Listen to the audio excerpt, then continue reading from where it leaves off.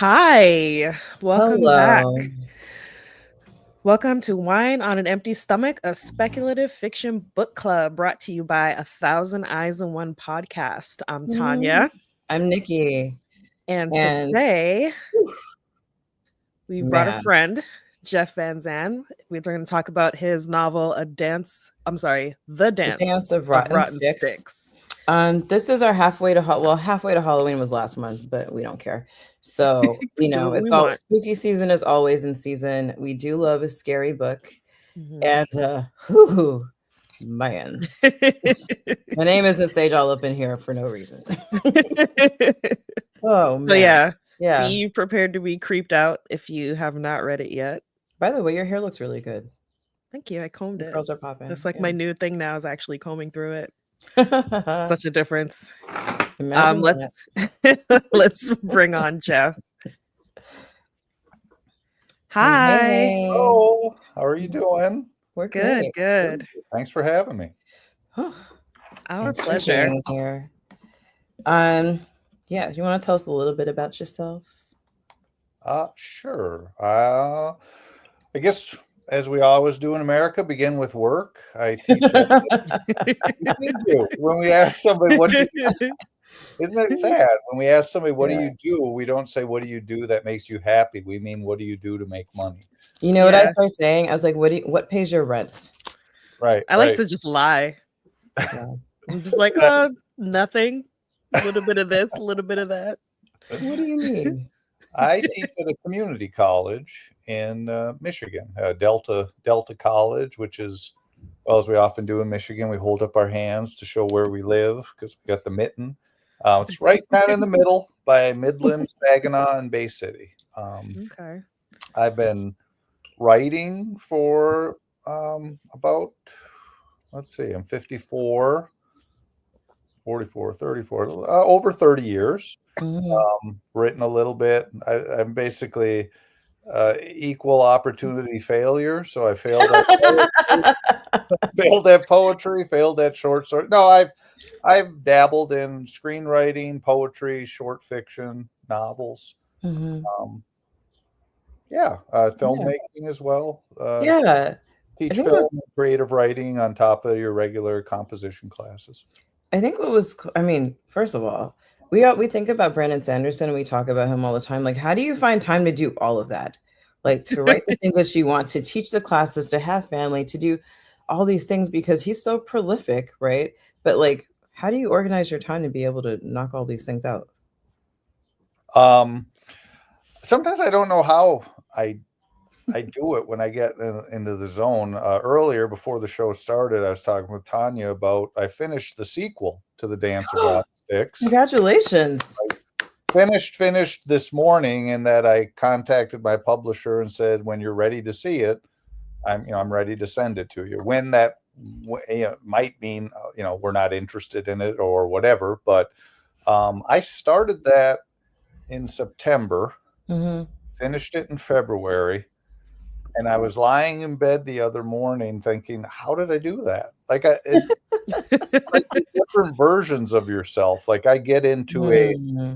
work version that just has to, like, okay, if I'm going to do this, I have to write every day, at least 5 days out of the 7 days of the week. Like Yeah. push myself, and that's even when school is going on. I'll get up then at 6:30, put coffee on, write for 45 minutes, and then go to the gym, go to teach, all of it. But I don't. But now, in retrospect, the idea of it absolutely exhausts me, and I don't think I could do it. Hmm. It's like the So only it's thing I do consistently is wake up Right. and feed my cat. so I yeah, would and I have an idea for a third book, and I could see it possibly being a 3-book series. Mm. okay.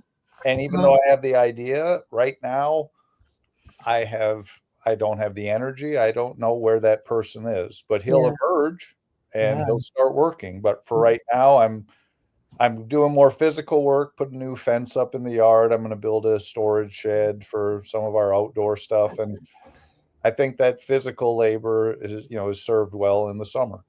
Um, Mhm. so Yeah. yeah, I don't, again, like I don't know. All I know is when I'm doing it, I am doing it consistently. Like I have to try to write every day. Mm-hmm. And I'll put some arbitrary number like, okay, at the end of the week, I want 3,000 words done. Right. And I'll get them however, oh, I'm a little bit ahead Tuesday. Good. Maybe I can get away with a day, but it's definitely you have to be driven. There's no monetary award waiting for you. There's not scores of fans hoping for that book to come out. We are. I'm really happy with the sequel. Really happy. We're excited. Well, spoiler alert, guys, there's a sequel. And when we spoke a couple months ago, you were talking about it, and we were like, oh boy. So that's really exciting. Yeah. Because the way it ends, you're just like, okay, I could see this being the end, but there's potential for something to come next. So that's awesome. That little short ending chapter kind of hints. I left myself at least a door that if I wanted to, and I did. Writing The Dance of Rotten Sticks was a complete experiment for me. I have five other novels. 4 of them are straight up literary novels. Just for lack of a better word, boring. No, I wouldn't say. But, literary is super hard to sell. I mean, it's not a huge. And then the first book that I had that came out from Montag Press, who also did Dance of Rotten Sticks, was this Rules of Order, which was my first getting away from literary, and that was a dystopian. And I like dystopian. I think it came out on the tail end, though, of the whole dystopian. I mean, dystopian got really flooded for a while. Yeah. And that's what I chalk it up to. Like I'm just comforting myself, like, oh, well, dystopian that's the only reason I'm not a millionaire. I put it in the chat and check it out. I said I put it in our chat, and so people check it out. Oh, well, thank you. And then so the Dance of Rotten Sticks was a complete experiment. I've done a little horror filmmaking, but never wrote horror. Never read. I hate to admit, I've never read a horror novel. That's what surprised me. It's like, because I remember we were talking about it, and I was like, I know that you've done like horror screenplays, but you say that you've never read Stephen King. You've never done any of that stuff. So what was it? Well, first of all, like, where did the idea come from, and what was like, okay, horror, this is the thing? I know that because I wrote The Dance of Rotten Sticks, actually the Rules of Order and The Dance of Rotten Sticks, I wrote in 2020. Because, that little thing was going on, COVID, that minor blip. And I had a lot of downtime on my computer. I was not at that time a very good online teacher, but we were forced online. So I thought, well, I can best serve my students by being super responsive. So at the very least, if they email me a question, they're going to get an answer like that. That's one thing I can do. And so I was on my computer all the time, and those emails were not always frequent. So I just was working on these books and cranked out Rules of Order very quickly in the spring. And then I was one place I could go. My buddy has a Airbnb up by Traverse City, which is up here in Michigan. Beautiful area. And he is on a lake called Island Lake. And it has an island in the middle of the lake. And for some reason, I was at first just thinking about the logistics of like, God, what a pain. What if you're a smoker and you take your boat all the way up, you're getting set up, and then you realize, oh man, I want to sing. I gotta get back in the boat, go back. So I was thinking about the logistics, and then I just think something about the setting. And I think maybe because we were in kind of horrific times, like I felt scared, horrified, whatever. It was remember in the early stages when we didn't really know what was going on. Like, we live in New York. Right. Yeah. Can I touch my mail? Can I touch the Cheerios that were just delivered by shipped or whatever? It was scary. So I think that mindset, that makes sense that I would lean towards horror. So I had this idea of something kind of going down on an island and witchy vibes, and I knew children would be involved, etc. Always That's so scary. And I spent that whole summer with the idea in my head, and I just wouldn't write it because I'm like, you're not a horror writer. Just wait for this to go away. It will. But I was fly fishing with my friend. We would meet once a month up in the Pigeon River Forest, where actually the sequel is set. But we would meet there and we'd fly fish. You could be outdoors camping. You didn't worry about contact with the virus as much. So we were going up there once a month. And when we weren't fishing, sitting around the fire, I'd be telling him about this idea I have for this novel that takes place on an island, but it's a horror novel. And I'm walking him through it. And by the end of that summer, our last trip in August, at the end of the trip, he said, and I thank him for this, he said, it's really time for you to stop talking about this book and start writing it. And I was like, he's right. Like, and I started it in September of 2020 and finished in November of 2020. Holy cow. I was having like not 3,000 word weeks, 2 and 3,000 word days. Like, wow. This was ready to come. But I think partly because I really had thought it through the whole summer. Like I really had talked him through beginning to end, what I saw, what were some of the major plot points. And yeah, I think so. Almost in a way, I wasn't even writing it. It was just my brain dictating it to my fingers at that point, because I really had done so much pre-writing in my head. I have a random question. Have you ever been to a place so scary that you're like, never going back? Yes, because I had, when I was young, I can't remember. These are just abandoned houses in the UP, which is the Upper Peninsula of Michigan. So you got Lower Peninsula, there's the Upper. So it's a weird. I love the hands, yeah.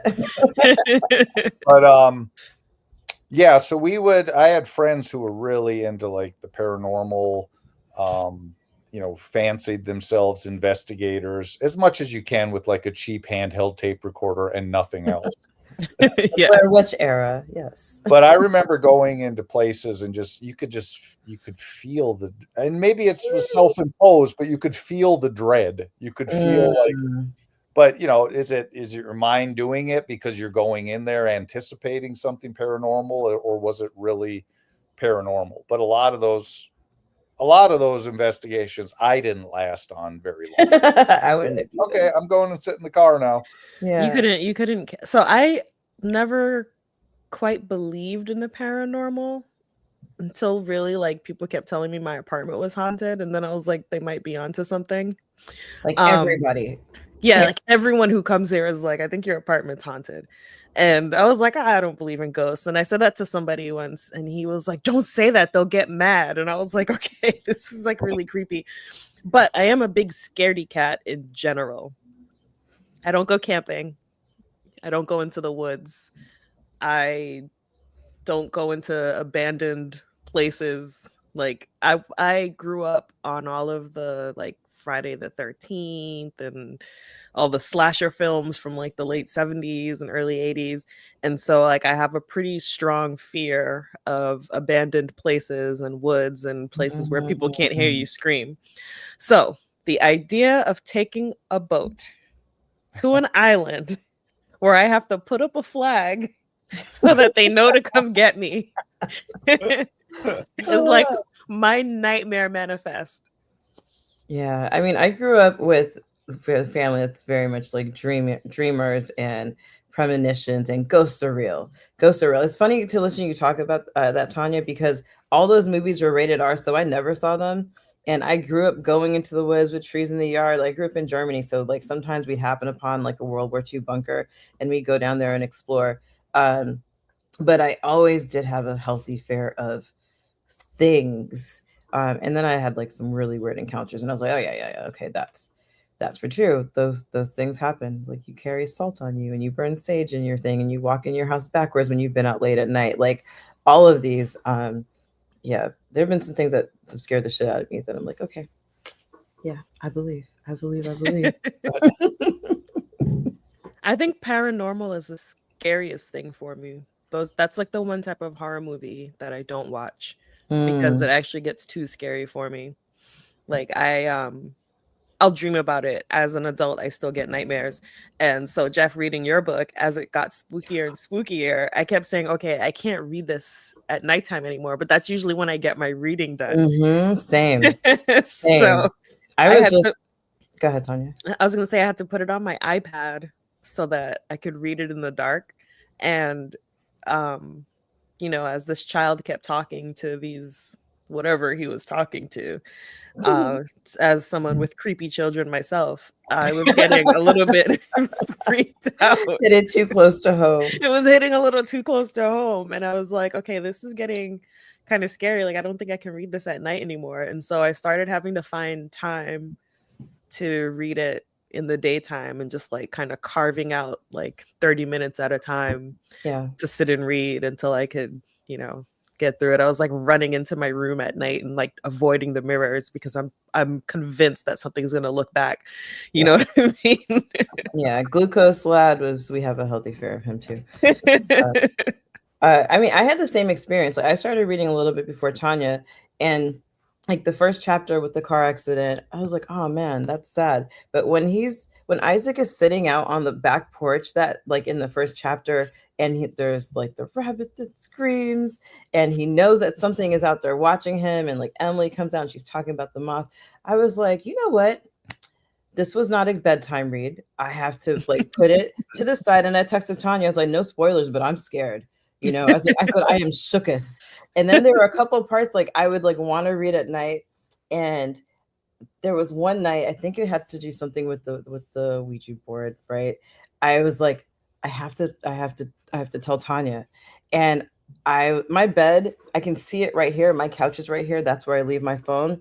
I had to turn on the light to come and text Tanya that I was scared and I couldn't read it anymore, and then go back to bed. So yeah, there were definitely moments where I was like, oh my God, like Ouija board scares me. My parents warned me. So I guess we can do like light spoilery for now, and maybe we'll get more spoilery later. But I joke all this. Nikki and I both joke all the time about Black people in horror movies and in horror stories and how like they would end so quickly if like all of the protagonists are Black. Because first of all, you'd have to convince me to take a boat onto that island, like I said. But let's say I go along with it, I love mountains and things. You might convince me. The moment that Ouija board came back, that green flag would have shot up so fucking fast. Oh man. I would have gone straight home. And I would have left the creepy kid behind. And just been like, I don't know what happened to him. He must have run off. Dude. For me, it was when Madame Zara calls and she's like, hey, do you have you need 3 iron nails? And I was like, what? He's drunk. He's like, what is this woman talking about? And immediately I was like, oh my God, iron nails. Like those things keep ghosts away. I know this. I mean, especially in this anime that I watched, Dun Dun Dun, there are lots of yokai and ghost stuff. And I would have gotten the grandmother said, she was like, oh no, that it can either contain things or keep things out. So I was like, okay, no, we are going somewhere. And then when they get to the island, so basically this man and his wife, they're having a lovely dinner. The roads are icy. They have a car accident. She dies terribly. He spirals and he, becomes an alcoholic. He's trying to cope with the death and raise his kids. And as we know from Wheel of Time, R.I.P., that there's a character in there, Jeff, and she says, you can either take care of the living or mourn the dead. You can't do both. And this is something that we see that Isaac is going through. So he has this idea. He and his wife, they just bought this cabin on a lake you have to take a boat to. And he was like, you know what, let me take the kids out there. My daughter, it's going to be her birthday. She's turning 11. It'll be a great trip. They get to the island and the baby, the little son is like, what did he say? He's like, get your goddamn hands off me. It's like, you said his voice dropped an octave lower. And I was like, nope. Time to turn get it around, get the wheel, start turning it around. I was like, I don't know what's going on at this island, but no. You're going to grandma's house. Did we bring sage and salt? Did we pack the sage and salt? No. Those were there were moments like that I was like, no, my mama told me to go home. What are you doing out there? Yeah, definitely. one of the things I did was I made Isaac kind of this almost ultra skeptic Mm-hmm. that he is not going to ever like attach something to the paranormal as the first explanation. He's Which is always, what I think Science, most people right? would be like. I think he's either too drunk to pay attention to what's going on, he's too in grief, he's too consumed, or he's just too skeptical. I would He's say I would also argue that like he does empirical research. He works for Fish and Wildlife. There's a cause, there's effect. There's got to be Right, something he's a natural to scientist. attribute this to. He's a scientist, so I Mhm. get that about it too. I'm just, of course, no, go to sleep. It was a dream. right, Mhm. right. But how you explain the baby getting bass in his voice? I'm like, okay, Whew, man. Well, yeah, again, everything he thinks he's sleepwalking. Hmm. Yeah. Everything has this kind of explanation, Yeah. and it's funny too because I don't remember why early on I made him a sleepwalker, and then it became like integral to the rest. Hmm. Even why he wanders over to the old Victorian home on the island at night, and again, Isaac chalks it up to he must be sleepwalking. I like how you treat sleepwalking too, because I think a lot of people think like, oh, it's like, just walking. One of my besties, she's a sleepwalker, and they had to put like these things on the door to keep her from opening because her kids would see her at night, and she'd have whole conversations with them. One time, she almost got up and drove the car, and that's when they're like, okay, we need to put the thing. So it's not like it's an altered state of consciousness. You might not remember what you're doing, but the kid walked out with a knife to go kill that bitch. And kudos to him. Kudos to him. Yeah. Way to murder for your family, Carson knew kid. what was up. Carson knew Yeah. what was up. Oh man. And I think immediately I was scared for Emily, like from the beginning. You're like, she misses her mom. Like, I'm into spirit animals, and she's like, so I had to laugh when Emily was like talking about the moth being her mom, and this is a representation. They get to the island, there's a monarch butterfly because of Tanya's feelings about butterflies. I hate butterflies. She I'm like calls the me only suspicious. I don't know why, but like butterflies, just like two things that people love that rouse suspicion in me are butterflies and sunflowers. And I can't explain why, but they just make me so suspicious. And I have often referred to butterflies as roaches in tuxedos. Like it's just like something about them makes me feel like I can't trust them. A butterfly? I don't know what it is. Like I see them and I just feel suspicion. So funny. I It's suppose one of my favorite quirks that you have. Your favorite quirks. Yeah. I love it. It makes no sense, but I'm here for it. one of the things I think about from time to time, it's really interesting. Mayflies, which are a fly that you encounter or an insect you encounter while fly fishing, it's a big thing during fly fishing, the mayfly hatch, because they put nymphs in the water. They spend most of their lives underwater, but then they come to the surface, they hatch into their adult form, and for 3 days their sole purpose is to mate. And it's interesting because they're not even born with mouths, or they don't, in their adult form they don't have mouths because they're not about sustaining that body anymore. They have 3 days to mate, and then they just die. Wow. And that's why the hatch is such a big Doesn't deal. sound like a bad living. They mate above the river, and then when they're done, it's called a spinner fall, where they just spin down to the surface of the river, and then that's when the trout go crazy because I was going to say, do they eat the them? buffet is open, and there's really all of that was just to say it interested me. The whole natural world is so fascinating that they're just born without mouths. That is why, or not born, but they emerge in their final stage without mouths because they don't need them. And it made me wonder, do butterflies have mouths? I think they do. They've got the long curly tongues. Yeah, they do. They do. The mayfly is alive in its adult form for like 3 days, and then it's done. That made me think of Debauchery. Bacchanal. Yeah.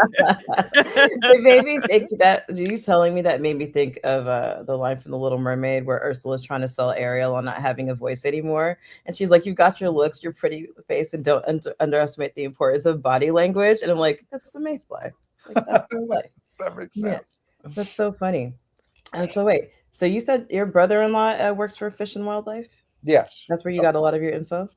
That's where I got the details. I just sent him the chapters. Like, here's, and I did my own research just to try to get it as accurate. But that's what he would do: is he would go with a crew. They would camp at the mouth of a river, and they would do treatments throughout. And literally, he said, like, this poison we're putting in, from where you put it in downstream, the river turns yellow for a period of time. Like, that's how, and that's like drops of it.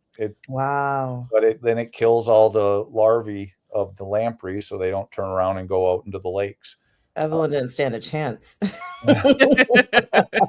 Yeah. That's what I was doing with him too. Is like, would this actually like kill you if it was pumped right into your bloodstream? And he was like, well, this is parts per million. This is what it does to a river. So Wow. I'm guessing a full 50 cc's is going to, probably not be good for her system. Oh, you know what else, Tanya? When you were talking about like signs that have been like, oh nope, when they talk about the fact that the previous owners, they were like, what did she say? They just like they left. They dipped out so quickly. I think she said that they were not eager to sell, but like very motivated. Right. Very motivated. And I was like, And I believe he says, I think they were there for some kind of birthday celebration because they had a bunch of people and we saw presents, and it took me 2 trips to get everybody over there. But when they came back, it was all in one trip because they were ready to get the hell off the island. And for me as the writer, that is probably some child was celebrating an 11th birthday. 11 was a crazy year. And so I got my period when I was 11 too. It's a big deal. Me too. Yeah. And like they don't prep you. Yeah. My school, I don't know how your school did it, but like our 5th grade sex ed was like, oh, you'll see a spot in your panties. Go to the nurse's office and she'll give you a panty liner. And they're like, it was a bloodbath. Like, you guys lied to me. Yeah. So I understood. It like brought back those memories. Like, oh, that's the other horror part of it, right? I know that too. Like, oh my God. We didn't even bring tablets. Right. It's the body horror part of the story that you didn't even realize you were writing, right? That's true.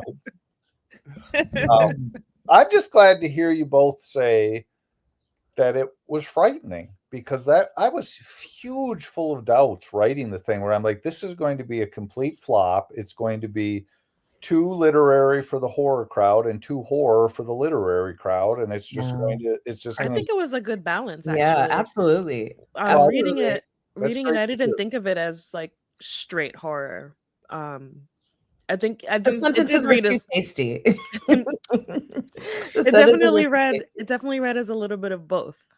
That's what I was hoping for. I'm trying to do some things about grief and alcoholism too. I'm a recovered alcoholic, so I was still congratulations. I was still actively drinking when I was writing the book, and it was watching Isaac flounder so pathetically through these situations when he was drinking that made me kind of reflect on myself.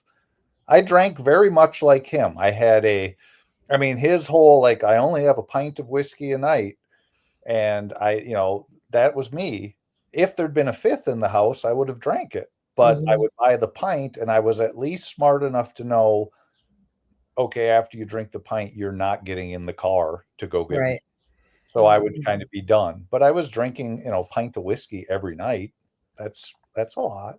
I mean, there's definitely horror in that too. I mean, there's that section where Isaac's mother-in-law, Helen, is like, these are what your kids have been texting me, that you're sleeping in the backyard, that they couldn't wake you up. All these things are happening. What if there was an emergency? Like, what if the house burned down and they couldn't wake you up? Like, that's terrifying. Right.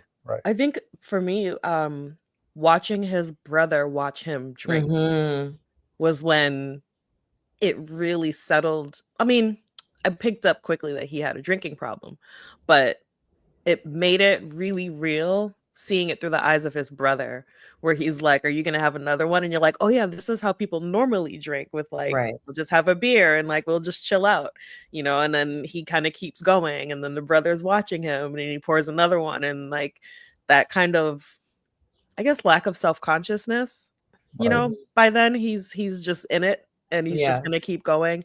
And yeah, I think that made it really real, was seeing it through the eyes of his brother. For some reason, it just like stood out to me seeing it that way.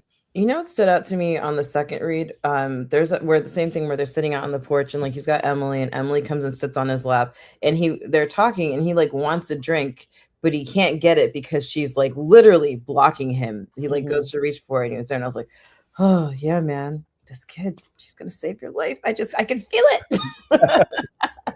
I was like, these are the choices that you have to make. Do you choose your family or do you choose the drink?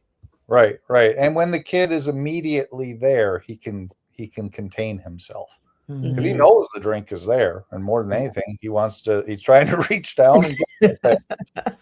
But he also thinks better of it, like he doesn't want to drink in front of her. Yeah. Yeah. So he goes to reach and it's like, no, I better wait. Yeah. Um, Whew. yeah, he thinks he needs to save the kids, and it's more symbiotic, I think, in a way. They save him, or at least give him purpose. I couldn't Mhm. imagine if he lost Gwen and the kids were adults.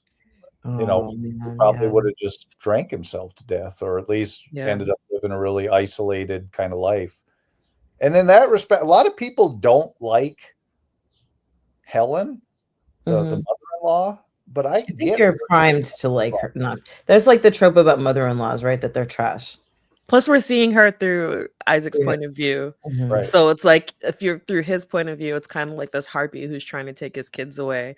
But if you think of it from completely on the outside, it's like, yeah, you're getting hammered every single night while you're small children in the home. And of right, course, she wants to save them and take care of them, especially the older daughters texting her and being worried. And right, yeah, right, so I could see how, if you read it as if you are Isaac, then, you know, she's like the butting in, annoying mother-in-law, but you really do have to step outside of it.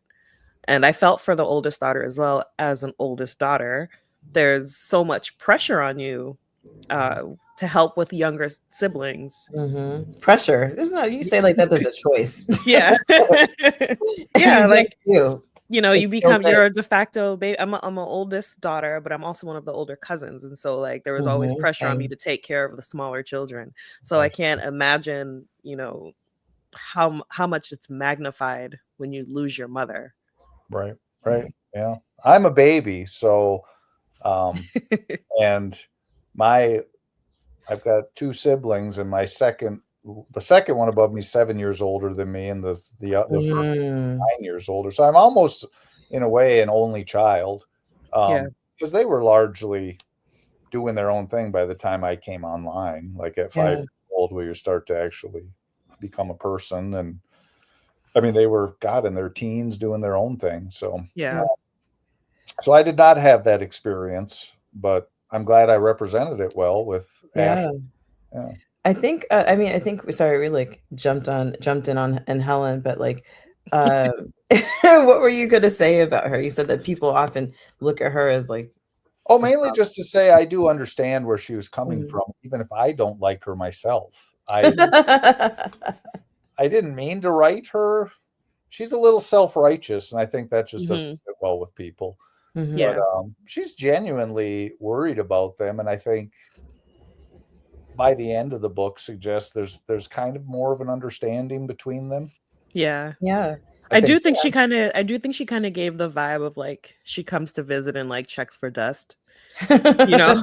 right, I definitely kind of got, yeah, exactly. Like, you know, doesn't, she just looks at the glass you offer her and just like, yeah, and she won't put her mouth on it. You know what I Yeah, mean? Like, yeah. I definitely kind of got that vibe from her. right, But like you said, I understand where she's coming from as far as wanting to protect the children. She was absolutely right in that. But I think she also something else that came through for me with her is that she also wants to protect him. She wants to give him the space. He's like, "Listen, not like you're here with the kids, like obviously like all the flashbacks that they have with Gwen, and even just that opening chapter with her, like you can see that they were in love. Like that was his person, they really, really cared for her. And she's like, you need a chance to like be able to mourn yourself. Like the kids are sad and you're doing your best to trying to do your best to take care of them and to also cope it. You need space to grieve yourself. And he's, I guess not willing to give him that permission, allow himself that. And so when I see her, I'm like, oh, she's like, she knows she lost her husband. She says that a few times. Right. Like, I know this is really hard. Yeah. And people are touchy when it comes to their kids too. Nobody wants to be told that they're doing a bad job. And I think grief is for lack of a better term, a soft emotion that men would be told you can't let that get the better of you. Like that's a weakness to give in. You just press on. You just keep doing. And man up, right? With alcohol as his crutch, he's screwing all of it up. He's almost, he's furloughed from his job. Yeah, it's like that part when that comes out, you're just like, oh, you called his job, but what do you mean he's on administrative leave? Like it makes sense, of course. Right. Because he talks about like having the equipment in the back of his truck, and how does he explain that he has this when he was supposed to have returned it? I'm like, well, why were you supposed to return it? But then things progress, so you kind of like pops out of your head. But you're like, oh no, dude, you're in big trouble. It's not just at home. He's definitely, kind of floundering. I don't necessarily see Child Protective Services coming and taking the kids, but he definitely is at risk of something happening in the house and him not being able to rise to the occasion. And, like I said, if there was a fire, if a kid had a medical emergency, be able to get them to an emergency room. Right. Or even wake up to call for help. Yeah. Because I mentioned the daughter trying to wake him up and him not responding. I have a question. How do you feel about Ouija boards? I just, in my head, I would, my Isaac reaction would be that's silly, but if one's in the room, there's something there. There's, there, and I don't know if it comes from a place of believing there's something there but they make me uneasy. Yeah. I feel the same way. Okay. Like I'm be like, oh, that's not real, but don't bring that into my apartment. No, it doesn't cross the threshold. I remember I was somewhere and these girls like found it, and I was like, first of all, found Ouija boards we don't do. Like we're not doing that. And I told them, I was like, if you guys play with that, I'm gonna leave. And they were like, oh, okay. I was like, no, I'm serious. Like I said, my parents warned me against them. So it's like, I'm always curious to see. Some people are like, oh my God, it's so fun. You just push the thing. And I'm like, no, but this one came back from the lake and it wasn't even the same one. Yeah. Nope. Yeah, like especially an old Ouija board. Like there's something that is not quite as, Ouija board by Hasbro, where you a little less scary. But just like an old one, like if you found it in an antique store. Like it's definitely haunted. No, that's the beginning of a movie. Like exactly. That right there. And that's where the movie would end for me, because I'd be like, no, I'm not getting it. And then boom, movie's over. Reminds me when I went to New Orleans, I had a similar experience. I was like, nope, time to leave this stop. Yeah, nope. I did worry about it being too tropey, where it had the Ouija board trope. It's got the cabin in the woods trope. It's got the island trope. But it kind of makes sense too, because it's my first horror novel. So I am relying on kind of ideas. But they're tropes for a reason too, though. Yeah, they're tropes because they work. They work. They work. Absolutely. Cabins in the woods are creepy. Yeah, things happen. The place, like finding an abandoned orphanage, also creepy. I would have left then too. Right? I was just like, oh no. But I think that they all work because, like, I don't know that I didn't expect the story to go the way that it went. I didn't like, either. For me, they have these tropes that are, I guess, like native to horror, but it felt very original and very fresh to me. I wasn't like, oh, I know where this is going. I was shocked. I mean, I told you I turned on the lights to come text Tanya about it. Well, that's good to hear that. I do think I was doing a little sleight of hand as trying to keep the reader away from what is the actual nefarious force? Yeah. Is it Yeah. these voices that Carson is hearing? What is it exactly? Yeah, he's Carson staring at the lake, and you're just like, "What's going on Just over there?" Just You Sparta know? kick him in the back, like, nope, Just like, "No, what's time for a going new on?" one. And I Well, think that this really cool because, like, all these things are happening before Evelyn Cameron comes into the picture. Like, we know, like, when they first get to the island, there's, like, the town crazy Teresa, and she's like, "Oh, my girls, this and that." You're like, you think she's talking about the dogs. Like, as Archer would say, classic misdirection, you know? So there's definitely, you rolled like a 20 on sleight of hand. It's like crazy. And so I was like, "Oh, this is cool. Now here comes this neighbor. Like, she must be okay." But then I remember, like, she invites him for like some tea, and Teresa was like, "Mind what you drink." And Isaac takes that personally. He's like, "How do you know I'm alcoholic?" right, right. But Have those you are ever the had rules a of the Fae. Have you ever had a neighbor creepily invite you over? Because I have. Have you? Yeah. I I have not. I can tell you a neighbor story that's really funny, and then we'll hear your creepy neighbor story. I remember when I was in grad school, I had an apartment. There was my door and my neighbor's door, female, and we shared this little vestibule that we could both walk out into, like where Mhm. you put your shoes or whatever. And then there was a front porch where our two mailboxes were. Well, for whatever reason, it's the morning. I'm literally in my tidy whities, and I'm like, I'm just gonna run out there, grab the mail, and come back in. I run out there, grab the mail, come back in. My door is closed and locked. Oh I have no key. I'm in that vestibule, tidy whities. Have spoken nothing in my whole time renting there to this neighbor, and that's how we're gonna meet. I had to knock on her door. And as I hear her approaching, I'm like, hey, there's something you need to know. no! This is your neighbor. Like, that's not what you need to know. Oh my god! You need to know that I'm essentially nude. That's my underwear. So Of that was probably course. inviting myself to my neighbor without. And Full disclosure, it's fully disclosed. and she let me use her phone, and I got a hold of the landlord to be let in. But oh my god! But there, what was your creepy invite? So I have had a new neighbor. I had a new baby and a new neighbor, and we were having a block party. And she was just really interested in my baby. And I think my children are very cute, and I'm convinced someone will try to steal them. So I was already kind of side eyeing the amount of interest she was showing in Can I my pause baby. for a second? Yeah. When Tanya says her kids are cute, they're so cute. When I met the first baby, I walked up to him and I was so overwhelmed by how cute he was that I had to walk away. I could not believe how just beautiful this child was. So yes, please carry on. So yeah, I'm convinced somebody's gonna try to steal them. So she started talking to me. I forgot where she's from. She has a heavy accent, and she's a heavy smoker, so she has a really deep voice. Oh yeah, that lady. Yeah.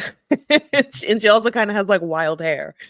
And she, was just walking around and up and down the street, and she started talking to me, but then she started pulling me. And I was wearing the baby in like the little Bjorn carrier thing. And she started kind of pulling me into the gate. And I was just like, why is she pulling me? And she was like, oh, come on in. And I was like, no, no, no, I'm okay. But she kept pulling me. And then it was like getting kind of weird. And so now I'm like she's my direct next door neighbor. So I'm like looking over at my place while I'm like on the other side of the gate, and I'm standing in her doorway. And she was like, oh, I have something for my older son. She's like, I have something for him. And I'm like, what does she have for him? And it was cookies. And I'm like, you're not going to lure me in with cookies. Like, I've He's read a these baby. stories before. It's an apple. Right. It was like, no, I've read this story before. But This for is where some he gets reason, baked. yeah. And she pulled me like in, and so I walked into her house, and there were crosses. Turns out she's Catholic, but Okay. I didn't know that. But there was just like crosses, and I was just like, Tanya, how did you end up here? Like, she's gonna kill you and steal your baby. And she ended up giving me some cookies and a Virgin Mary like thing that she had gotten from Notre Notre Dame. She told me she'd visited there, and then she like did a blessing on the baby. I'm not Catholic, so like I don't know how all of these things work. I just know that she gave me like a little statue, and she started saying words over the baby, and I was like, is she putting a spell on him? Is she praying? Like, I don't know which one it is. And then I was just like I was texting my husband because he's like, where are you? And I was like, I'm at blank's house right now, like come get me. Crucifixion. Yeah. and Wow. she's still there. She still loves giving things to the kids. You know, she gave them money on Halloween, and I was like, all right, you know. But yeah, in the moment with a fresh baby, I just was not sure how this was going to turn out. Yeah, that's especially once I saw the crucifixes, not just crosses, like crucifixes. Yeah. It's like, I'm about to be sacrificed. This is some bullshit. So funny. Like, I was raised Catholic, but I still would have been like, all right. I was raised Baptist. And we don't have the body on the cross. Like, the body on the cross is a little bit macabre, no? Like, it's like he was tortured. Like, do you know how triggered Jesus would be if he came back and just like saw all these depictions of his murder? It's like the worst day of his life. Well, I'd say I'm lapsed Catholic, but I was confirmed and all that stuff, and catechism, and it's morose. What's your confirmation name? That I don't even know. Mine was Margaret. It's my dad's mother's name. Yeah, I'm sure I had one. I remember I passed out. We had to stand up for a long time, and I locked my knees. Oh my gosh! I fell into my sponsor. It was one of my dad's best friends. He had to kind of hold me up, and so I missed parts or whatever. But see, the Pentecostal side of my family would have thought a demon got you. You're not worthy. Yeah, but like the blood of Jesus. Yeah, I think I got the confirmation because out of like my parents' guilt of like, no, our kids are going to be. But we were a Christmas Eve Catholic family as far as church. Christmas, Easter, Palm Sunday. We'd get in some of the biggies, but we weren't. My mom wanted us to be, but like nobody would get up. It was just a pain. That 9 o'clock mass is brutal. Right. We were 5 o'clock on Saturday Catholics. What's that? We were 5 o'clock on Saturday Catholics. Yeah. The whole let's get there by 9. It's like, oh, Mom, I'm 14 years old. 9 o'clock. I should be Man, it was the opposite for me. Hours. I lived at church. I did too, because I was in the youth group, but like I didn't want to wake up. Oh gosh, I was at church all the time. That's probably why my horror fear is like it's like the ingrained stuff about demons and all of that. It's probably why the paranormal stuff scares me so much. You know, you grow up learning these really terrifying stories when you think about it, you know, like, hey, this guy was totally about to murder his son because a voice told him to. Like, you can't tell stuff like that to a kid, you know what I mean? Like, maybe that's the original horror, right? Like Bible story. The Old Testament doesn't mess around. No. And God was kind of mean. Like he was a bully. What, like, who let him out? Was it Abraham, or goes to him and say, God, people are complaining. There's no food. There's no water. And he's like, bring him to me. I'll kill him.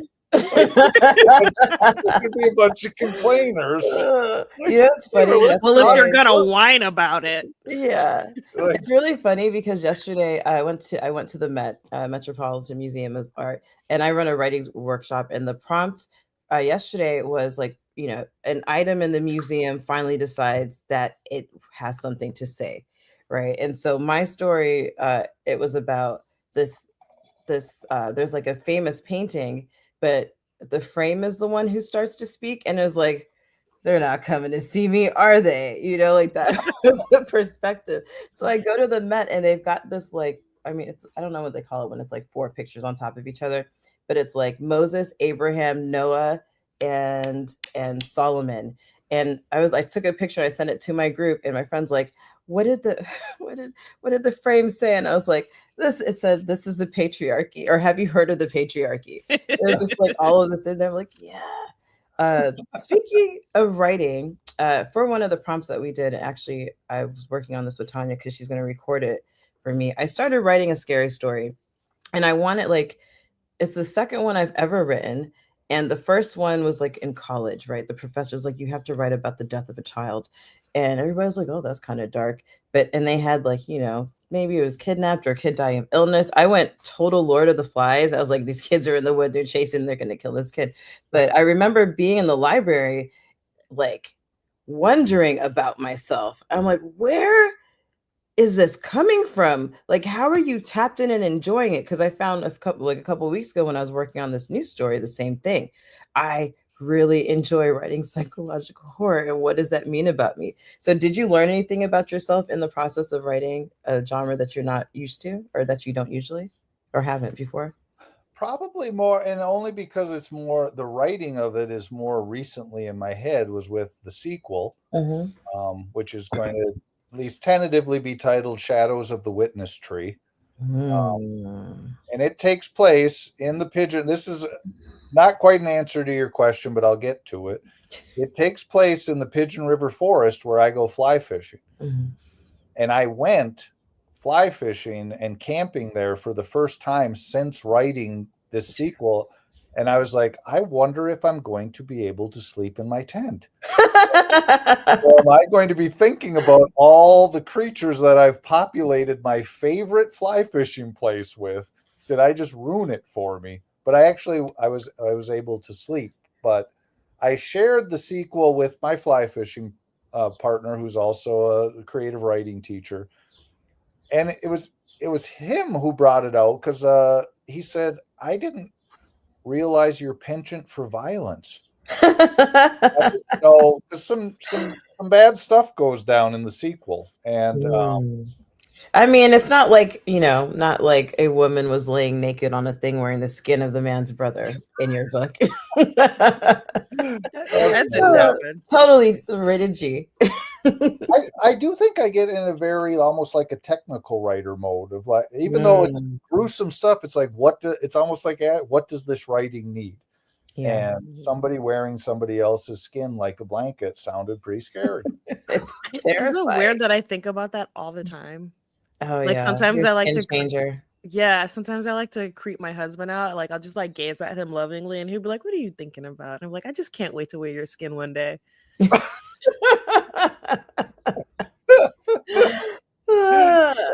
I liked that part. Yeah. It was gruesome. It was way more gruesome than I expected things to get. I was thinking, haunting, of course. Yeah. But I totally did not see.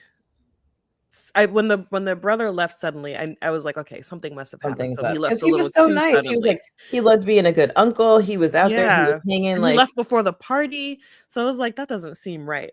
Yeah. Did not expect for him to have been skinned. Yeah. Silas. Let's talk about creepy ass Silas. Silas. What do you want to? I mean, he's a familiar, right? He's a caretaker. He's important to Evelyn's longevity. For me, he is symbolic of the booze. That's why his name is Silas Jameson. And Jameson, that's right. I did pick up Jameson. Jameson was my whiskey of choice. And I think in order to come out at the end of the novel, I don't want to spoil, so I'm going to say if he's going to end that novel successfully, Isaac has to defeat his alcoholism first, or at least get a handle on his drinking. And so, that is the first. Silas is the first of the nefarious forces that he has to overcome. Silas is scary. He's lurking in the woods. I mean, that was the first thing I think, where I was like, okay, he has a feeling that he's being watched when they're still at home. And then he's like, oh, there's an owl. It must be about to kill something. But then he finds the rabbit, and like, it's pretty much untouched. Like, it's not bleeding anything. And I was like, didn't that woman just call and say, if he takes a life, your thoughts won't be your own? What's happening? Like, so scary. And Silas, like, he's quiet. He doesn't say much, and then Carson's like, you are so tall. Like my brother is 6'5" and my dad is 6'7", so I'm used to looking up. And little kids love them because it's like a skyscraper standing in front of them. Right. But to also be like, very quiet and creepy, but good at things. Like he was giving Tywin Lannister with like the blood up to the elbows, like skinning, just man. I I felt liked like him. I felt like so many parts of this book could be broken off into short stories. Hmm. Yeah, that was one reader said I like it. It's not, it's told through Isaac's point of view, so it's not Isaac. Like, oh, somebody's like, I wanted to know more about the lore, and I wanted to know more behind these characters, and I was just like, well, it's nothing Isaac would know. Yeah, Right. yeah. So I can And I only, love that. Yeah. I know how the world functions, and some of the functionality comes out more in the sequel. I Mhm. think that you do. I mean, I think I understand the reader, like maybe the urge to like want that thing, but I think that you get that with Adam. Adam's a history professor. He goes back to the island, goes back to the mainland. He's like, yo, guess what I found out? That place, it was an orphanage and these kids drowned. And so then you get to know a little bit of the island through there. You're not expecting, Yeah, to why spend would time with Isaac know? Evelyn, but like, yeah, Isaac wouldn't know that. And he doesn't, we said he's a skeptic. Right.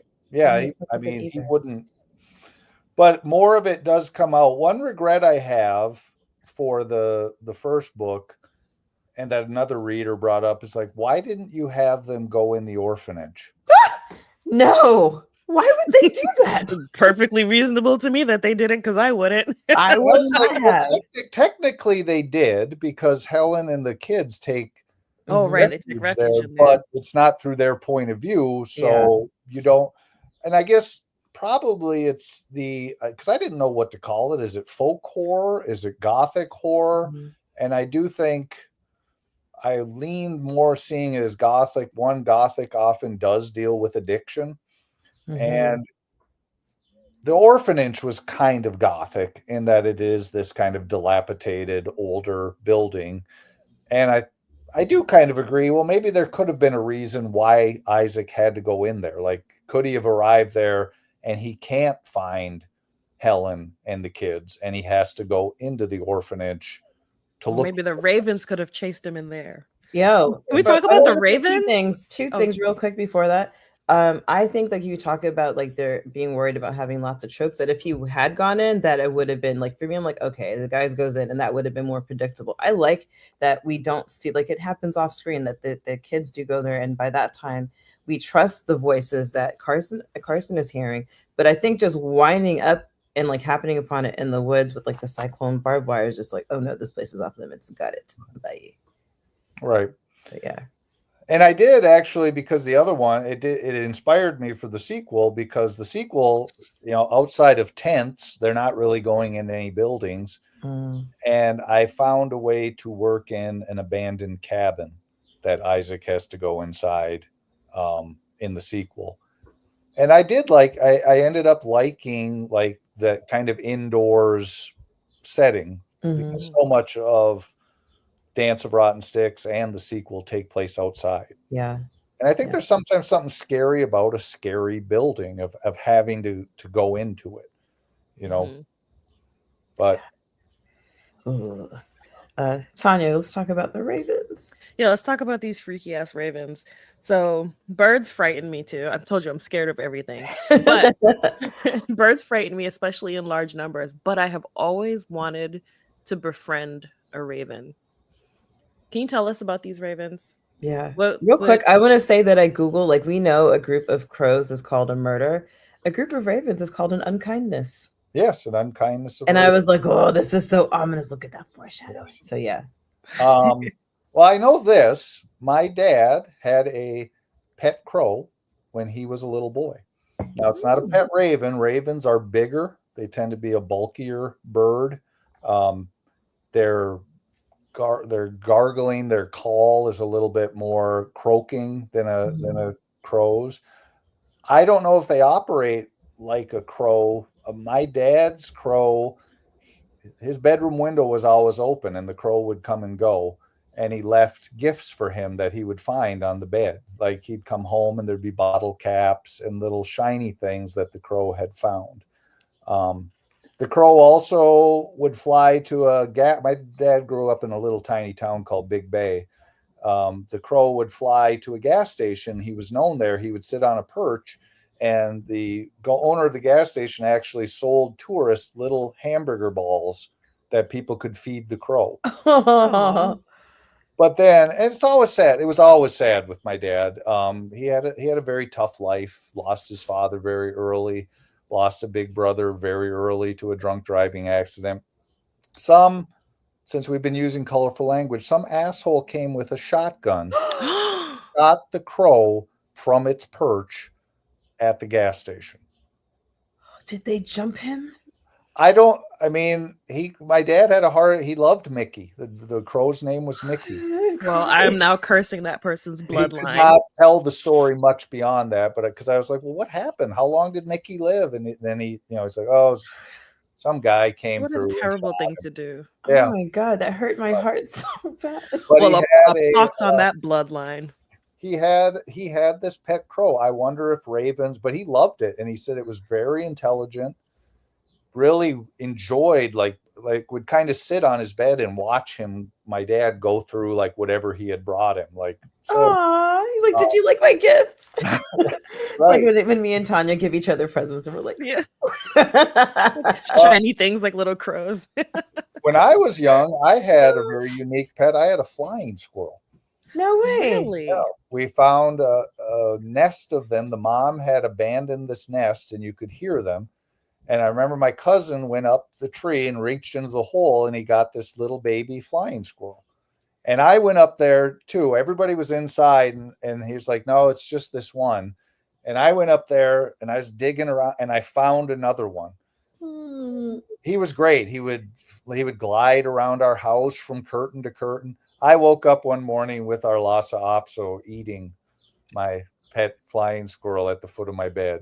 Oh my God! The top of his cage had been left off. Aww. My little Twinkie. His name is Twinkie. Twinkie. I love unusual pets. I live in an apartment. Like I can hear my neighbors like when they cough.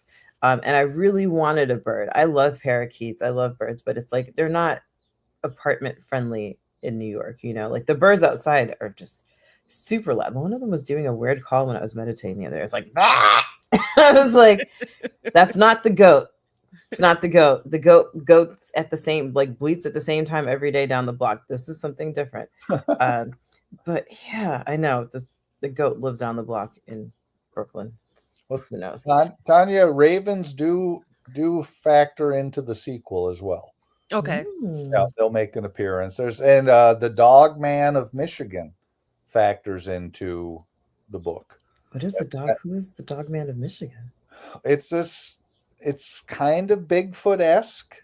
Apparently started Native Americans saw this. I mean, they didn't call him the Dog Man of Michigan, but there are stories that there was an entity. It's about 7 feet tall, and it's a dog that can walk on its hind legs. It's not really a werewolf. It doesn't turn back into a man. It's just kind of Bigfoot-esque, and apparently like lives in the woods of northern lower Michigan. And some lumberjacks, there's stories of lumberjacks like seeing it. And there's a story of a guy, he was fishing on the Muskegon River, and he looked and there was a pack of feral dogs on the shore kind of growling at him while he was fishing, and then one of them stood up on its oh my God. Looking at him like a dude, like, hey, how's the fishing? Said, square up, bitch. But he said very tall, probably like a 6 foot tall dog. Wow. These feral dogs. Oh, that's exciting. So I wanted to build in some of that. That's the word you choose. Exciting. Well, for the book. I wanted to build in some of that lore, and I think it operates a lot like the first book, as there's a lot of the, I think, sleight of hand or the leaving the reader guessing what exactly is going on here. And I hope I don't know that I'll ever be a full-fledged, I don't know. I guess I skinned a guy, so that's pretty gory. But You you don't see the scene where it's happening. A Yeah. lot of the Yeah. gore happens off screen. Yeah. Yeah. And I appreciate that. I think that was the case with old scary movies too. It was, Dracula was shadows and whatnot, but Yeah. Yeah, it's like even with the slasher ones, it's just like you see the knife coming up, whatever. You might see a little blood splatter, but you're not like watching somebody get flayed. yeah, Until like the early 2000s, where like that's all it was. yeah, and that doesn't sit with me. But I don't. The last horror movie I watched was The Descent. Oh wow, I haven't seen that since I think I saw that in the theater. So That's yeah, the I last did time I too. saw it. And the spelunking and the caving scared me much more than the creatures. Scared me too. Like And I saw it in the claustrophobia. daytime. Oh, no, thank Yeah, I saw it in the daytime, and it freaked me out enough to know that I would never explore caves. And you just reminded me of that guy who got stuck upside down in the cave. Do you remember that? You're This not guy. gonna believe this, because I know what you're talking about, because you see that picture of him drawn on Facebook where it's just a silhouette saying Yeah. that factors into the sequel. Really? Oh Because gosh. Isaac is lying in a sleeping bag having a panic attack because he feels he's trying an edible to get to and so he's very Boy, stoned. can I relate. And sometimes when you get stoned, I've heard, it's legal in Michigan. So yes, sometimes when you get stoned, you can have, instead of getting super relaxed, I get super paranoid, start worrying about things that when I wake up the next day, it's like, why the hell was I worried about that? That was so weird. Yeah. But he's kind of stuck in the sleeping bag. On Ashley's advice, he's trying an edible to get to sleep because he's been. Oh, she's grown now. Yeah. It takes place 11 years after the first. Got it. So Emily's about to turn 22. And he thinks of that. That's what when he closes his mind, he closes his eyes, he can't go to sleep because that image of the upside down guy. I can't look at that. I just Googled it because I have no idea. I mean, the asshole part of me was like, how embarrassing is it to get stuck and die in a place called Nutty Putty Cave? But Big pause. 27 hours. 27 hours he was upside down. And they couldn't retrieve his body. They ended up just collapsing the whole thing. Because that's what it says. Yeah. Yeah. Wow. Permanent close. Yeah. And they were kind of like unmoving, upside down. 27 hours in the dark. How did you not go insane? It wouldn't have taken me 27 hours to die. I would have just willed myself to die the moment I realized I was stuck. If you ever hear about me dying in a situation like that, know that I was murdered, because I would never even go there. That one, yeah. I mean, already caving doesn't interest me. And that was the whole premise of The Descent, is the friend tricked them. They thought they were going to a level 1 spelunking experience, and they were going to a level 4 or 5, like the hardest. Because he was one of those adrenaline junkie friends, and she was, the leader, who invariably dies in the horror film. But that, like, for me, once the creatures showed up, I was like, oh, this isn't bad. Like, get me out of the damn cave. I'll take the creatures. Wow. But yeah, that does factor in, because I definitely, I have been on a camping trip, and I'll be lying in my sleeping bag, and I'll start thinking about, I haven't had to have one, and I'll start thinking about, someday I'm going to have an MRI. And I will freak myself out. And I am in the woods camping on a cot in a sleeping bag, and my mind will not let that. I'll have to get out and start pacing around the fire pit. I got to get fresh air. I got to get away from, because I think it's the confining aspect of the sleeping bag. For my sister's 40th birthday, we went to Belize, and we got an Airbnb on this place called Bird Island, and it was a similar thing, to Orphan Island, except it wasn't orphany or creepy. But we had to take a boat out. It was like 25-minute boat ride just into the middle, and like it was beautiful. We're like look at those clouds, they're not moving. Like, holy shit, that's the Milky Way. Like all of these things, you could see all the stars. It was amazing. Everybody went to bed, and I was like, man, this is so gorgeous. Like, huh, all right, I'm gonna go to sleep. I got in bed and I just could hear the waves, and they weren't soothing. I started to just I was so afraid. Like, tsunamis are like my natural disaster nightmare. And I was like, what if something happens? They can't tell us. We're just going to die. We're going to be out here. We're going to die. Nobody's going to know what happened. We're just going to be washed away. And I was like, and then in a moment, I was like, thank God I didn't bring my edibles with me. This would have been a terrible idea. And I actually ended up listening to that Andre 3000 flute album, and that helped me soothe me to sleep. The next night it was okay, but I was sitting there, I was like, how is everybody asleep? Like, don't they know that, like, just like that we could be gone? Oh yeah, terrible. Yeah, well, where we're camping too, there's no and I like, you'll see I did it in Dance of Rotten Sticks, and I do it in the sequel. I don't want access to the internet. I don't want to go with technology. And so where we go fly fishing, you drive out of any signal, so you have no internet connection. So if it's 2 I love that. I don't want, yeah. Well, my dad was a writer, and that's when he stopped writing, was when the computer, he said, I can't keep up. I can't keep up with it. He goes, my books are dated within a year because the technology has already surpassed the little bit that I was able to capture, he had questions for me often. He'd call up and say, if someone has a cell phone, what would happen if, because he was trying as best he could to keep it topical. But yeah, I like cutting them off. But when I'm up there and I start to have like a panic attack, there's nothing to do. You can't grab your phone and like, I'll just, scroll through the news or something, or watch a cat. Because that won't give you a panic attack either. Right, yeah. You look at the news and be like, well, I guess things could be worse. Right.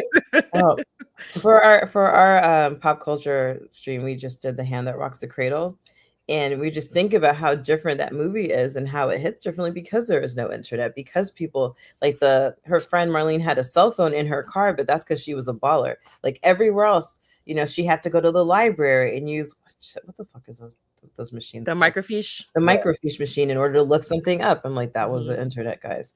But stories hit differently that way, and I always appreciate when it's not an option.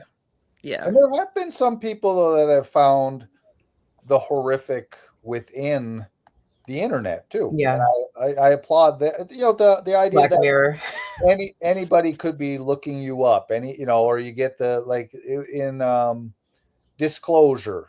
Was that what it was called, the Demi Moore one? But there was something around the bit. Yeah, like the big thing was, the sexual harassment from a female boss to a male employee. But oh yeah, that was Disclosure. There was stuff going on within the business, and he was getting these anonymous texts. And that's a little spooky too, that somebody can reach out to you and you don't even know who they are. I think another thing too is the rise of like AI in search engines that are the AI hallucinates essentially, and it just makes stuff up if it doesn't know. A lot of lawyers have gotten in trouble recently because they've been using like Chat GPT to write briefs, and it's makes up cases that don't exist. It just like hallucinates and spits out these cases that have never happened or completely fake. And so I could see, somebody thinking that they're looking something up and getting like something really fucked up in return. Or not getting something fucked up, getting something that's completely whitewashed, and you walk into the situation where it's like, actually, no, this house used to be it was a slaughterhouse, right? Whatever, right? Yeah. It's like, I think there's definitely ways you could work it in, but I do like the idea of, there's no cell service here. This place has no internet. Like, let's bring it back. Like, again, I'm a big fan of like 70s and 80s horror, and so I like stuff where it's like there's no calling for help. There's no. I called my dad earlier actually, because I'm going to Arizona in a few weeks, and I'm going to be in Sedona, don't stalk me. I'm going to be out there, and they have hiking trails and stuff. And I was like, I'm not a hiker, but I like walking outside. I grew up like taking long walks, so I was like, should I bring a compass? And they're like, "Do you know how to use a compass?" I'm like, "I was in ROTC. I know how to use a compass, but like, should I bring a compass? Should I bring one that has like a whistle with the compass on it in case something happens? Like, I don't know. I might not have service up there. There's like a stretch of the driver. People, I'm gonna have to See, get but them out." that's scary to me too. Like the idea of hearing a whistle in the woods would not make me go to see what's happening. I would see it as a lure, or like It's a because then mimic. because like I think like I think of like a lot of like fae like evil fairy stuff, where it's like you hear a crying baby. Of course you want to go help a crying baby, but it's not a baby, It's a like fox. Yeah, actually, you just gave me an idea that I wish I would have worked into the sequel, because the typical, or the call, if you're in distress and you have a whistle, is 3 short blasts in the wood, and you're telling somebody I'm in danger here. And that could have been Good to know. an interesting way for Isaac to be lured somewhere if something was, because I could see him instructing, because he's fly fishing with Carson, who's now 15. And I could see him telling, like instructing him, like if you're out in the woods, like he could be like, "Dad, why do I have to bring a whistle with me?" Like, well, you could get, when you're wading in a river, there's stumps and stuff. It'd be very easy to twist an ankle or whatnot, and just to be able to bring somebody to you. But it's an interesting way for something evil to also lure somebody unsuspecting to an area, because you're just assuming you hear 3 blasts like that in the woods, somebody's in trouble. Yeah. right. You know what? You just said Carson, and it's like we know now that the sequel is like 11 years after, but listening to like you saying Carson, I was like, oh my God, I was like, I have an attachment to all of these kids. They're very real and very believable. And I'm like, oh my God, you guys, they grew up. Like I'm really looking forward to meeting them as older people. And I didn't know that till just now. So Yes. You'll meet Carson. Ashley doesn't play a big part, but she is pregnant. Ooh, that's And body horror. and Emily, you will meet her partner Harper. She she has a nice girlfriend. I love Okay. that. Yeah. Oh, So I'm I so think excited. it's a big jump, and as I think about it, I don't know that one of the things that interests me about the third book is I don't think it'll be from Isaac's point of view. I think Isaac will be deceased, Mm. and just Yeah. by natural causes, because Yeah. I'm guessing that it's going to be another 11 years before there's a need for that story to continue. But I love this. and I want to do urban. I want some reason that they have to go into Detroit, and some old building in Detroit or whatnot, which is going to be connected some way to that Irish guy who built the original orphanage on the island. That's what I'm seeing. And I'd like to do some urban horror, because I've done a lot of the woods horror. Wow, that's so much to look forward to. Yeah, I'm into it. As long as I can find that guy who can go down and write every morning, not enjoy sleeping in like I am right now. School is done, so I think I got out of bed at like 10:30 today. Thank you for your service. Yes. Yeah, enjoy that break. Oh, man, do you have any final thoughts? This was great. That's my final thought. This was fun. Yeah, thank you so much for chatting with us. Absolutely. Yeah. I can just keep talking into the evening, but I know the show's must end. Where can people find you? Where can they find me? I am exclusively under my name on Blue Sky. I gave up the Twitter, just got too ugly. Facebook, I gave up over a decade ago. Good for you. I hate I'm Facebook. on LinkedIn, but everybody in there just wants to talk about work. Yeah. Boring. But Blue Sky, I like a great deal. Blue Sky, I've met some great people. Blue Sky reminds me of old Twitter. Like 2009 Twitter. Yeah. Like Blue Sky, you can post a link to your book. You're like, hey, I wrote this. Anybody interested? And you still get comments, bought it.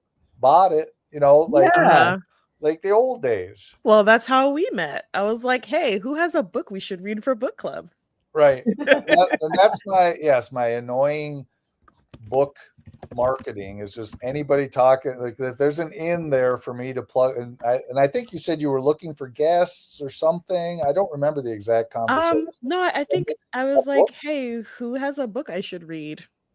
and Oh, there you a bunch of people sent me their links, and you were like, "Hey, I could get on a call," and I go. was like, "Him," Uh, because a lot of people sent me recommendations of like their own books. And it's a much better response than I ever used to get on Twitter when I would ask for book recommendations. So, yeah. Well, it worked out great, and I would like to keep in touch too about, as the sequel gets Come closer. back. Yeah, love come to have back. you. We'll talk about it again. Absolutely. Ooh, I have a question that we didn't ask. Yes. What are you reading right now? Are you reading anything? Yes, and I'm trying to support. I got an email from Whistling Shade Press, which is a press that put out a few of my literary, a collection of my short stories and a novel. And he just sent out like a email to everybody saying, "Hey, we just put out a new book. It's a collection of nonfiction essays called Hypnotic Control." And it's these stories from a guy who's both a poet, but he's also a stage hypnotist. And he talks about his experiences kind of working these dingy little like roadhouses where he's kind of the mid entertainment, getting the audience ready for the dancers, the girls to come out and disclose. And but his thoughts on hypnotism, he like does deep research. It's just really interesting. So I am reading Hypnotic Control. And I think John Palmer Ives. I'm not sure the name off the top of my head. It's great. And typically I don't want, after a semester of reading papers and whatnot, I tend to take a break from reading.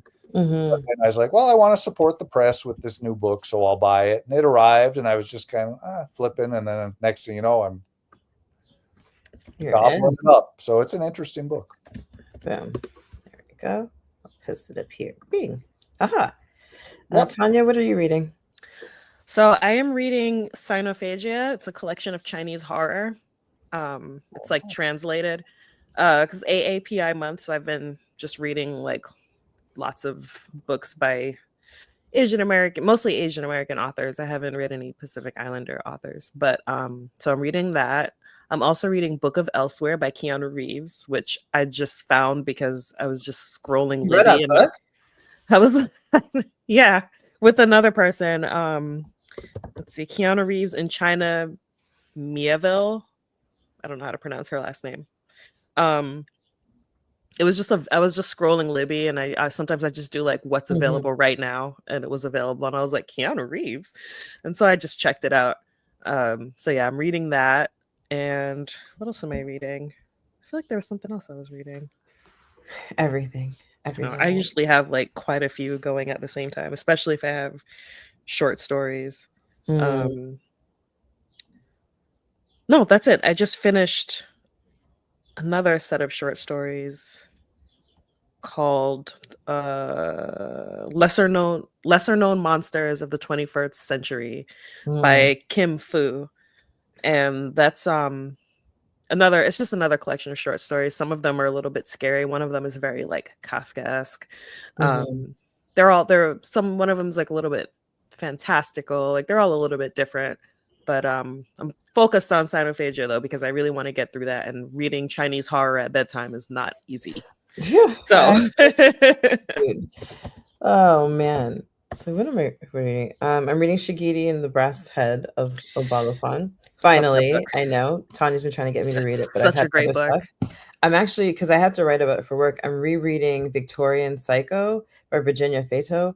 Oh my God, Jeff, you want like, it's like a governess arrives at a house and then everybody dies. Like that's not a spoiler because it says it in the very beginning. It's like 3 months later, everyone was dead, and I was like, "You've got my attention." Oh, Nothing But Blackened Teeth. We both just read that Nothing But Blackened Teeth. I forgot who that's by. That was Japanese horror, right? Japanese horror. And then when I was on the subway walking to the train, I passed a book stand, and there was this book called Tales of Old Japan, and it's like horror stories and folklore and stuff. So that's also in my list. I just opened it on my Kindle.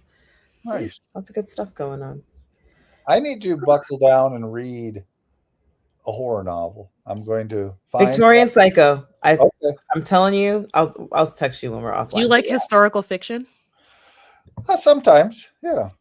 There's a historical fiction horror novel called The Reformatory by Tananarive Due. And that one, the real life parts of it might have been to me more horrific than the horror parts of it. Okay. It takes place in like, Jim Crow South, at a like correctional boarding school for Black boys, and it's so scary. So scary. It's scary in like a real life way and scary in a horror way.